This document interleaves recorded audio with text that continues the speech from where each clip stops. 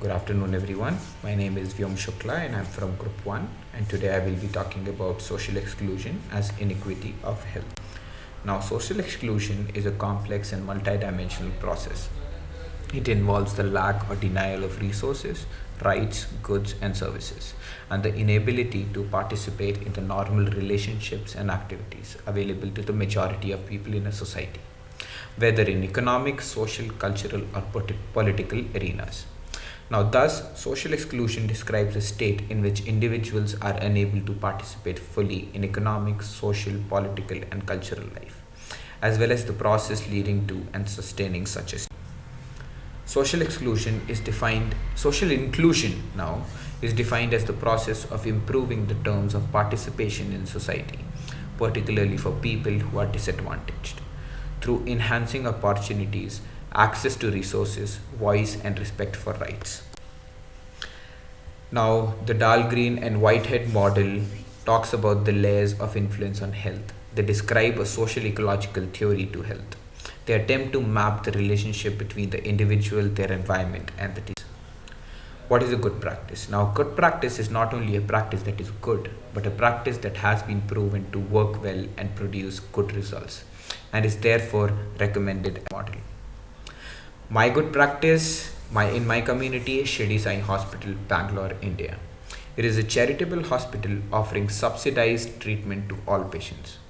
It is a registered not-for-profit organization providing medical services to the much-needed communities. It is located on Devasendra layout, located around New Bell Road, Bangalore, the capital city of Karnataka. This hospital is certified by National Accreditation Board for Hospitals and Healthcare Providers.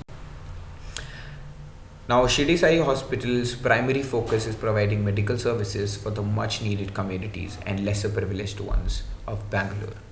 The targeted audience are those who require any sort of medical treatment but simply cannot afford it. This non-profit organization focuses on providing accessible, affordable, high-quality, curative, and preventive healthcare to the lesser fortunate by bringing together the strengths and contributions of healthcare professionals, staffs, volunteers, and community. Now, the aim of my hospital is simple: to be a leading charitable hospital in Karnataka, focusing on improving the health and quality of life of the society by providing adequate support to the necessitous and help the community in every way. The relentless work and culture of services are guided by 10 core values: compassion, charity, transparency, integrity, fairness, simplicity, cleanliness, competence, cost containment, and valuing our lives. Shirdi Sai Hospital is a unit of Shama Charitable Trust and is a registered not-for-profit organization. It was started way back in April 2012, and a total of 25,000 inpatients and 460,000 outpatients have been treated in the last 8 years.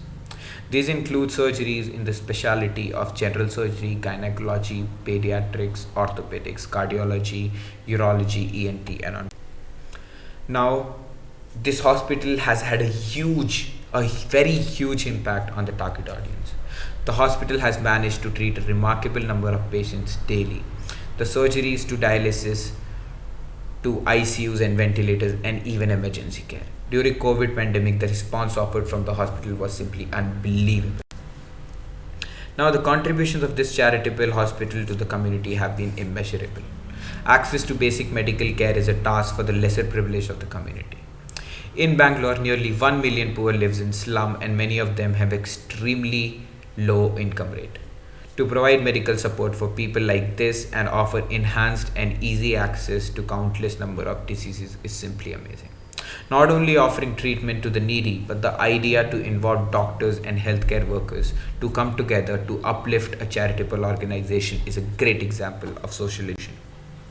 Now, the key messages and lessons learned to take away from the good practice experiences include: every human should be able to access medical treatment regardless of their financial status or location.